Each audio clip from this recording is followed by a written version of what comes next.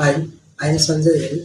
I studied in the Acharya Institute of Technology, 2025 graduating electronics and communication engineering. And later I was searching for an embedded system job. So I found IIES. IIES is providing an excellent of training in embedded system and automation.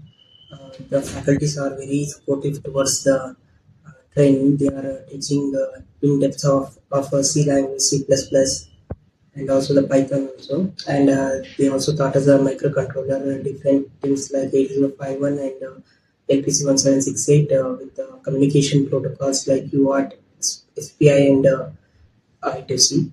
CAN protocol was also taught for us, and with a lot of effort from my end and from the training center, I got placed in Tata Elxsi, and the training was very effective, and they gave us a lot of opportunity. We were applying every time, and I got placed at Tata Elxsi. Thank you for IIES providing me such a good opportunity and shaping my career in a bright way. Thank you.